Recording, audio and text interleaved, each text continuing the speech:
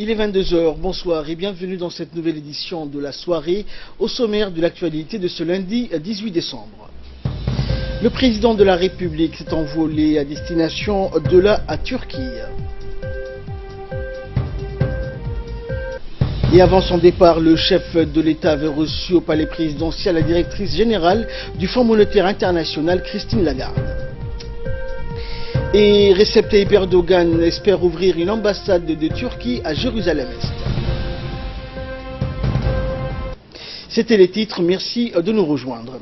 Le président de la République, Ismail Omar Guelleh, a quitté en fin de matinée ce lundi la capitale à destination de la Turquie où, à l'invitation de son homologue Recep Tayyip Erdogan, il effectuera à compter de demain, mardi, une visite officielle de 48 heures. Au cours de cette visite officielle en Turquie, le président de la République s'entretiendra avec les principales autorités politiques de ce pays ami, dont notamment son homologue turc Erdogan. Les relations d'amitié et de coopération entre les deux pays et les deux peuples, ainsi que les voies et moyens de les renforcer davantage seront au cœur des discussions entre le président Guelleh et son homologue turc. Les entretiens seront également étendus au partenariat stratégique que les deux nations entretiennent dans le domaine du développement économique et social. Djibouti et la Turquie collaborent ensemble dans la quasi-totalité des domaines d'activité, notamment en matière d'agriculture et d'eau, d'enseignement supérieur ou encore de santé. Preuve de la coopération durable et efficiente que la Turquie veut entretenir avec Djibouti. Ce pays ami a déjà ouvert à Djibouti un bureau de coordination et de coopération turque, la TİKA. Il s'agit d'une structure dont le principe de création était intervenue dans le cadre de la visite officielle que le président Erdogan avait effectuée en janvier 2015 à Djibouti. Une importante délégation comprenant notamment le ministre des Affaires étrangères, Mahmoud Ali Youssouf, le ministre de la Santé, le ministre de l'Économie et des Finances et le ministre de la Défense, ainsi que plusieurs personnalités accompagnent le chef de l'État dans le cadre de cette visite officielle en Turquie. Et avant son départ pour Ankara, le chef de l'État, Ismail Omar Guelleh, avait reçu aujourd'hui la directrice générale du Fonds monétaire international, Christine Lagarde, qui est en mission de travail à Djibouti depuis samedi. La visite de Madame Lagarde à Djibouti traduit bien le regain manifeste d'intérêt des principales institutions financières du monde vis-à-vis de notre pays, Djibouti étant devenu une plateforme incontournable des échanges économiques et commerciaux de la sous-région. Le coût des investissements consentis pour renforcer nos infrastructures figure au menu des discussions. Le ministre de l'Économie et des Finances, Ilyas Moussa Dawalé, le ministre du Budget, Bodé Ahmed, le ministre chargé des investissements, Ali Guelleh, le secrétaire général de la présidence, Mohamed Abdullahi, et le gouverneur de la Banque centrale, Ahmed Ousmane, ont pris part à la rencontre entre le président de la République et la directrice générale du Fonds monétaire international.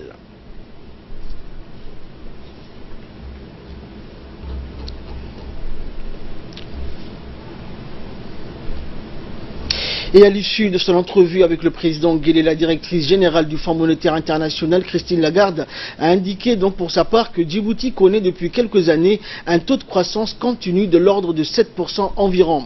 Et ce qui constitue, selon elle, de bonnes performances qu'il est nécessaire de consolider. Nous l'écoutons.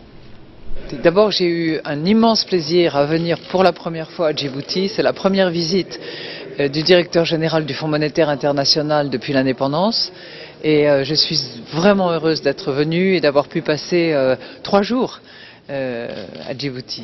Donc je quitterai le territoire ce soir avec des souvenirs exceptionnels. J'ai remercié le président de cet accueil et de cette hospitalité, mais nous avons aussi évoqué les sujets économiques. Et j'ai en particulier évoqué avec monsieur le président la nécessité d'assurer la stabilité macroéconomique. Pourquoi ? Aujourd'hui, Djibouti croît à un taux de l'ordre de 6,5-7%, ce qui est un bon taux de croissance. Mais il s'est beaucoup endetté. Donc ma recommandation vis-à-vis de Monsieur le Président et du ministre des Finances et du ministre du Budget, c'était surtout de veiller à trouver un ancrage pour stabiliser la dette, de mettre en place des mécanismes de réforme, notamment sociales, notamment fiscales, notamment de gouvernance, qui permettent d'attirer les investisseurs de toutes catégories. Et pour sa part, le gouverneur de la Banque centrale, Ahmed Ousmane, s'est lui aussi félicité de ce déplacement à Djibouti de la plus haute autorité d'une grande institution financière telle que le FMI. Nous l'écoutons.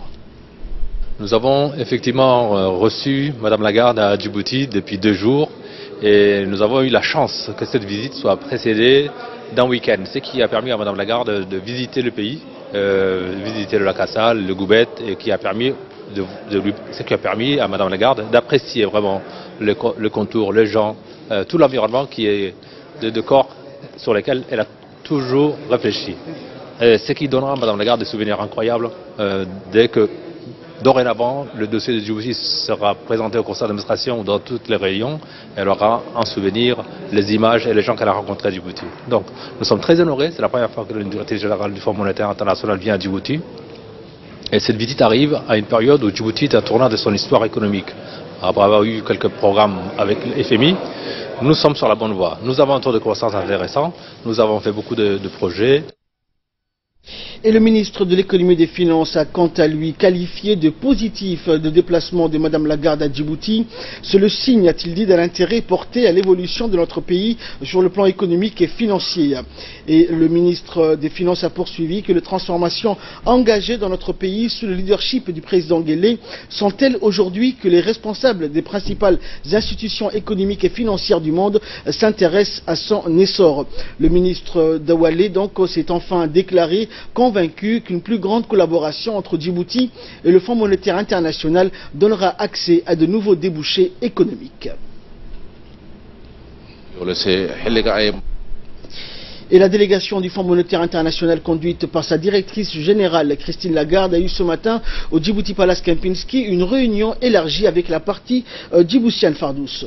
Effectivement, donc Ahmed, Christine Lagarde et ses collaborateurs avaient donc à cette réunion donc en face d'eux les membres du gouvernement dont faisait partie le Premier ministre Abdelkader Kamel Mohamed, les représentants du secteur privé et public. Cette conférence a permis d'échanger sur les points de vue entre les deux parties sur les différents volets du développement économique. Elle avait pour thème principal le commerce et la technologie pour une croissance inclusive, une croissance Ahmed mue par la technologie.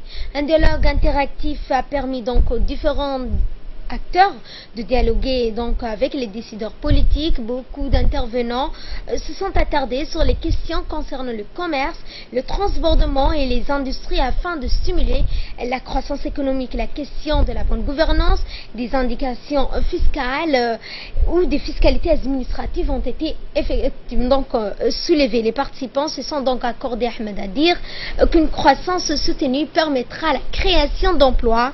Le deuxième volet des discussions ont porté sur le développement de la technologie pour une croissance inclusive.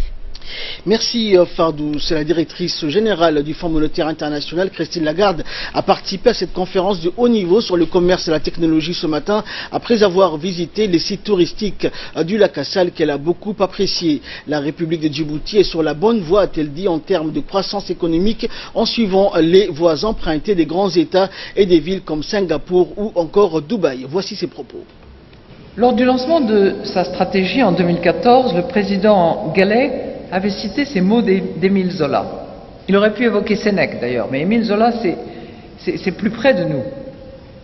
Zola disait « Savoir où l'on veut aller, c'est très bien, il faut encore montrer qu'on y va ». Et en fait, le président a touché une corde très sensible au Fonds monétaire international, parce que nous voyons souvent des déclarations de bonnes intentions, des projets de réforme, un cadrage macroéconomique de meilleure qualité. Mais ce qui compte à la fin de la journée, à la fin de l'effort, c'est évidemment la mise en œuvre.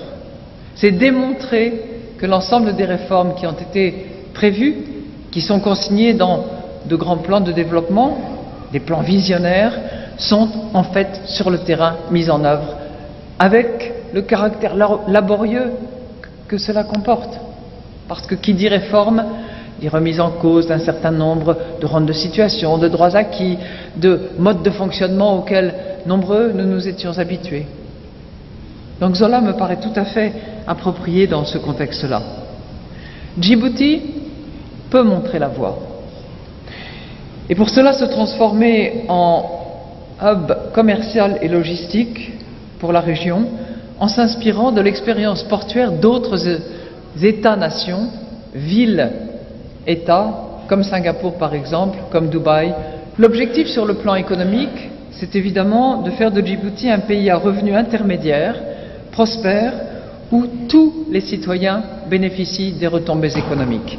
C'est le principe approuvée par l'ensemble des États, en particulier au niveau du G20, d'une croissance durable, équilibrée, forte et inclusive, sans laquelle les espérances en matière de sécurité sont malheureusement bien souvent réduites à néant.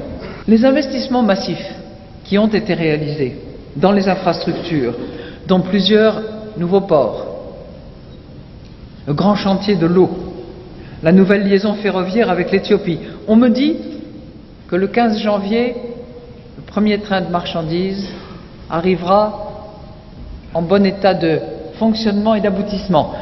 Il faudra continuer, bien entendu. Mais ces investissements pourraient doper les échanges commerciaux et transformer l'économie djiboutienne. Nous savons aussi, et ça l'ensemble des études effectuées nous l'ont prouvé, nous savons aussi que le commerce international peut stimuler la productivité en poussant les entreprises à adopter de nouvelles technologies, de nouveaux processus de production. Les nouveaux ports permettront par exemple à Djibouti de capter une part plus importante des échanges mondiaux et régionaux. Ils contribueront, nous pouvons l'espérer, à la croissance de la productivité grâce à leur haut niveau d'automatisation. Donc l'objectif à long terme, c'est de réaffecter une grande partie des ressources de Djibouti vers des services à forte valeur ajoutée, s'appuyant sur la croissance du commerce international. Et pour sa part, le Premier ministre Abdelkader Kamil a annoncé que la présence de la directrice générale du Fonds monétaire international à Djibouti est un signe d'encouragement pour la diversification de l'économie djiboutienne. C'est aussi un témoignage des progrès accomplis par le gouvernement avec à sa tête le président de la République. On l'écoute. L'honneur que je ressens en vous accueillant aujourd'hui, Madame Christine Lagarde, tous les Djiboutiens le ressentent aussi. Votre présence à Djibouti est d'abord un témoignage de votre part des progrès accomplis par la République de Djibouti pour assainir la situation financière et budgétaire. C'est en effet avec la plus grande attention que des réformes ont été entreprises avec le conseil de votre institution, l'institution que vous présidez. Certes, nous le savons, nos efforts ne doivent pas se relâcher et nous continuons à mettre en œuvre une série de réformes. La bonne gouvernance, la stabilité monétaire et la paix sociale sont des critères importants pour conforter notre économie et rendre plus attractif notre pays aux investisseurs nationaux et étrangers. C'est la politique J. La volonté gouvernementale est de faire bénéficier le plus rapidement possible, de la façon la plus large, l'ensemble de la population aux retombées de la forte croissance enregistrée ces dernières années. Au-delà de la justice sociale à laquelle le gouvernement est très attaché, il en va du maintien de la paix dans une région trop fortement perturbée par toutes sortes de conflits. Je suis certain que la meilleure attention sera accordée par les investisseurs potentiels pour Djibouti, car ils pourront bénéficier des orientations que votre institution présentera. Et je vous remercie chaleureusement, Madame. Aussi, sans plus tarder, je déclare ouvert les travaux de cette conférence et je demanderai aux membres du gouvernement de rester en place et suivre ce débat qui est très intéressant, puisque l'économie, c'est l'ensemble de tous les départements ministériels. Il ne concerne pas uniquement le ministère de l'économie et des finances. Merci. Et le président de la République, Ismaël Omar Guelleh, a également reçu aujourd'hui au palais présidentiel l'ambassadeur de France à Djibouti, Christophe Guilou, qui a introduit auprès du chef de l'État une importante délégation militaire. Les relations d'amitié et de coopération entre les deux pays et les deux peuples, ainsi que les voies et les moyens de les promouvoir et de les développer davantage ont été évoqués au cours de cette rencontre. Les discussions ont ensuite porté sur la coopération militaire et le partenariat stratégique que les deux nations entretiennent dans le domaine de la défense. Il est à rappeler que notre pays abrite la plus grande base militaire française en Afrique. Le ministre de la Défense, Ali Hassan Bahdoun, a pris part à ces entretiens. A noté également la présence à cette rencontre du chef d'état-major général des forces armées djiboutiennes, le général Zakaria Cheikh Ibrahim, et du sous-chef d'état-major des forces armées, le général Taher Mohamed Ali. Dans le reste de l'actualité, le ministre des Affaires étrangères et de la coopération internationale Mahmoud Ali Youssouf se trouve à Addis Abeba où il participe à la 59e session extraordinaire du Conseil des ministres de l'IGAD consacrée à la revitalisation du processus de paix au Soudan du Sud. Cette session est censée se poursuivre jusqu'au 21 décembre prochain. Dans un discours prononcé à l'ouverture de cette session, le chef de la diplomatie djiboutienne a exprimé ses vœux de voir le Sud-Soudan jouir de la paix et permettre à sa population de pouvoir vivre décemment. Le ministre participe à ces travaux en compagnie de l'ambassadeur d'Éthiopie, donc de Djibouti en Éthiopie, et représentant permanent auprès de l'Union africaine, Mohamed Idriss, du directeur du centre diplomatique de la sous-directrice des organisations internationales. Toujours en nouvelle nationale, après sa visite de vendredi à Ali Addé, c'est au tour du camp de Markazi de recevoir samedi dernier le haut-commissaire des Nations Unies pour les réfugiés, Filippo Grandi, qui, toujours dans le cadre de son séjour à Djibouti, a effectué un déplacement dans la région d'Obok pour s'enquérir de la situation des réfugiés yéménites. En effet, le haut diplomate onusien est arrivé par voie maritime en compagnie du ministre de l'Intérieur, Hassan Omar, du ministre de la Santé, Dr Jama Elmi, du secrétaire d'État à la Jeunesse et au Sport, Hassan Mohamed, et de nombreuses autres personnalités du système des Nations Unies et des hauts cadres du département de la Santé. La délégation ministérielle et le diplomate onusien ont été accueillis par le préfet de la région et le président du conseil régional ainsi que de nombreux représentants des autorités locales de Hayou.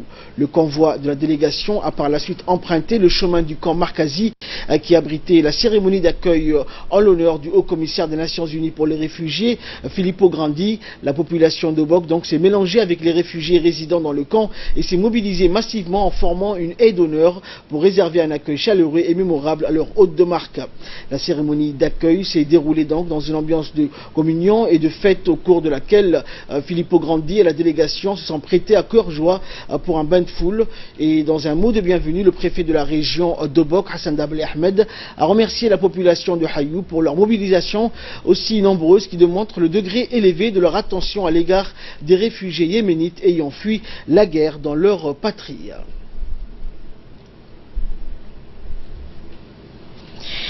Et dans son intervention, le haut-commissaire aux réfugiés Filippo Grandi a réitéré son immense satisfaction quant à la politique d'ouverture et d'accueil préconisée et défendue au plus haut niveau de l'État djiboutien. On l'écoute. Tout d'abord, laissez-moi exprimer au nom du HCR et de la communauté internationale notre remerciement au gouvernement et au peuple de Djibouti pour l'accueil qui a été étendu aux réfugiés du Yémen. La ville de Obok et sa population pour continuer à accueillir avec tolérance et chaleur les réfugiés qui viennent à travers la mer. Je m'adresse maintenant aux réfugiés qui viennent du Yémen pour dire que vous êtes les bienvenus ici et que vous êtes accueillis dans un pays qui va vous garder jusqu'au moment où vous aurez besoin de protection, car dans votre pays sévit malheureusement la guerre. Et le secrétaire d'État à la Jeunesse et au Sport, Hassan Mohamed Kamil, s'est réjoui de son côté de nouvelles avancées entreprises par le gouvernement djiboutien en accordant des avantages supplémentaires et des opportunités nouvelles à travers l'adoption du nouveau statut des réfugiés qui engage des solutions pérennes et durables en faveur de l'inclusion des réfugiés à Djibouti. Je suis très heureux de participer ce matin à cet événement très important ayant pour trait aux droits et à la dignité humaine. Nous sommes aujourd'hui venus à Obok accompagner le haut-commissaire des Nations Unies pour les réfugiés, venus visiter les réfugiés vivant dans cette ville historique de notre pays et s'enquérir également des conditions des personnes immigrants traversant la ville d'Obok et sa région. Vous souhaitant tout d'abord la bienvenue parmi nous à Obok, je voudrais profiter ici devant vous et devant tout le monde la situation de ces milliers d'immigrants qui connaissent la région depuis ces quelques dernières années. Et pour sa part, le ministre de la Santé, Dr Jama El Maouki, a rappelé les directives claires émises par le président de la République qui œuvre inlassablement pour la protection des personnes déplacées en général et des réfugiés en particulier. Sur la vision éclairée du président de la République, son Excellence M. Ismaël Omar Guelleh, et de la Première Dame, eux étaient des piliers pour que les Yéménites puissent être reçus, puissent être aidés. Et vous êtes témoins que la Première Dame a pris le bâton de pèlerin pour pouvoir mobiliser toute la République de Djibouti à votre faveur. Le président de la République nous avait ordonné, à nous les ministres, même si les maisons se remplissent, même si les rues se remplissent, même si les camps se remplissent, pour les maisons des ministres. Grâce à Dieu le Tout-Puissant, le président a donné les instructions à mon collègue le ministre de l'Intérieur, l'infatigable Hassan Omar, qui, nuit et jour, œuvre pour que vous soyez en sécurité, vous soyez de bonnes conditions. Et avec lui, les organisations du système des Nations Unies. En premier lieu, le HCR, qui travaille d'arrache-pied, matin, midi, soir, pour soulager chaque réfugié là où il est. Mais nous n'oublions pas l'organe gouvernemental dans lequel le ministre de l'Intérieur gère, qui est l'ONAS, que vous le savez tous, qui travaille pour vous matin, midi, soir. Vous savez, Obok est la région la plus accueillante de la République de Djibouti, parce qu'elle accueille non seulement les émigrés, mais elle accueille aussi les réfugiés. Elle accueille toute personne qui est en détresse. Donc nous remercions la ville d'Obok. Et enfin, le ministre de l'Intérieur a rappelé l'engagement et les efforts sans cesse renforcés du gouvernement djiboutien dans l'accueil et l'inclusion en République de Djibouti, et ce, depuis l'accession à l'indépendance. On l'écoute. J'ai l'honneur et le plaisir de vous souhaiter la bienvenue, Monsieur le Haut-Commissaire, au site des réfugiés de Markazi, qui se trouve dans la ville historique de Bork. Monsieur le Haut-Commissaire, mise en place en juin 2015, après l'intensification du conflit au Yémen, la République de Djibouti a octroyé une grande parcelle à Markazi, non loin de la ville de Bok et de la mer, pour nos frères yéménites fuyant les horreurs de la guerre au Yémen. Ce site de réfugiés de Markazi abrite plus de 3000 Yéménites qui bénéficient du système prima facie. La République de Djibouti, fière de sa politique d'ouverture et d'accueil des réfugiés, continuera à venir en aide à ces personnes en détresse. Et en marge de cette cérémonie, le haut-commissaire aux réfugiés, Filippo Grandi, a reçu de nombreux cadeaux composés d'objets d'art traditionnels pour immortaliser sa visite à Obok de la part de la délégation ministérielle, notamment du ministre de la Santé. Par la suite, le haut-commissaire chargé de la question des réfugiés est allé à la rencontre des familles des réfugiés yéménites pour s'enquérir donc de visu de leurs conditions dans le camp Markazi. Rappelant que le camp Markazi compte actuellement plus de 2000 réfugiés ayant fui donc leur pays, le Yémen, depuis l'éclatement de la guerre en 2015. M. Grandi a profité de cette occasion pour remercier le gouvernement et le peuple djiboutien pour leur ouverture et leur accueil des réfugiés yéménites. Et enfin, la délégation ministérielle et leur hôte ont visité le centre de transit des migrants qui est géré par l'OIM, l'Organisation internationale pour les migrations, en présence de la représentante de l'Organisation pour les migrants, Lalini Vera Sami. Et le secrétaire d'État, entouré de ses proches collaborateurs, en l'occurrence le conseiller technique d'Eka Ali et l'inspecteur général Moussa Ali, s'est déclaré donc satisfait d'accueillir le diplomate onusien en charge de la protection du développement de l'enfant. Et la représentante donc de l'UNICEF, se réjouissant de l'accueil chaleureux, a mis l'accent sur la noblesse de la mission du secrétariat d'État à la jeunesse et au sport dans le cadre des perspectives de développement national. Les discussions ont porté donc sur un nouveau programme de partenariat entre l'UNICEF et le secrétariat d'État dans l'année 2018, portant sur les voies et les moyens de promouvoir le sport et l'épanouissement de la jeunesse djiboutienne dans plusieurs domaines.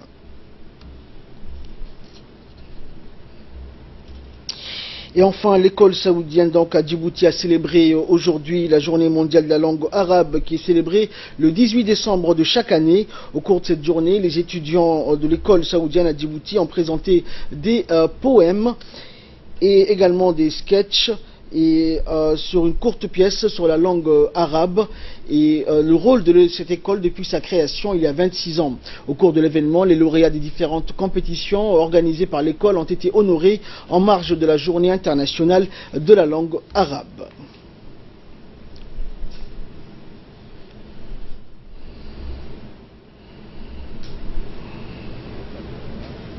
Qui sont étudiants dans cet établissement. En tant que directeur de l'enseignement privé, nous sommes prêts à accompagner les établissements arabisants que nous encourageons à développer la langue davantage dans notre pays. Et de là, nous passons à ce qui fait la une de l'actualité internationale avec Ali Abdullahi. Donc Ali, en Turquie, le président Erdogan a indiqué qu'il compte ouvrir une ambassade à Jérusalem-Est en tant que capitale de l'État palestinien. Erdogan a dénoncé la décision américaine de reconnaître Jérusalem comme capitale de l'État d'Israël.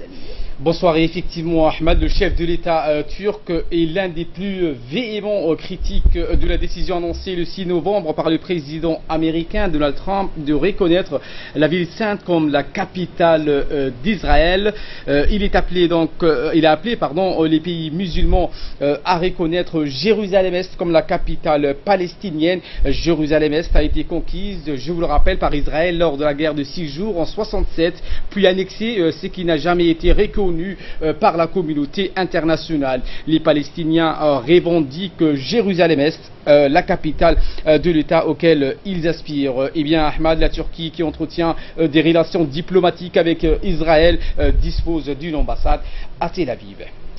Et en Birmanie, Ali, de nouvelles images satellites publiées par l'ONG Human Rights Watch ce lundi montrent qu'en octobre et en novembre, 40 villages musulmans Rohingyas ont été encore incendiés en Birmanie, où l'armée est accusée d'épuration ethnique contre cette minorité, dont plus de 650 000 membres ont fui le pays. C'était le 25 août, donc correspond à une vague d'attaques par des rebelles Rohingyas contre des postes de police dans cette région de l'ouest de la Birmanie, où vivaient près d'1 million de Rohingyas, minorité musulmane discriminée depuis des années en Birmanie. L'armée et le gouvernement civil, donc San Suu Kyi, assurent que le calme est revenu dans la région, mais les départs de centaines de milliers de musulmans Rohingyas traversant la frontière vers la Bangladesh, parfois au péril de leur vie en bateau, se sont poursuivis cet automne. Merci Ali pour toutes ces précisions. C'est la fin de cette édition. Excellente soirée sur Télé Djibouti.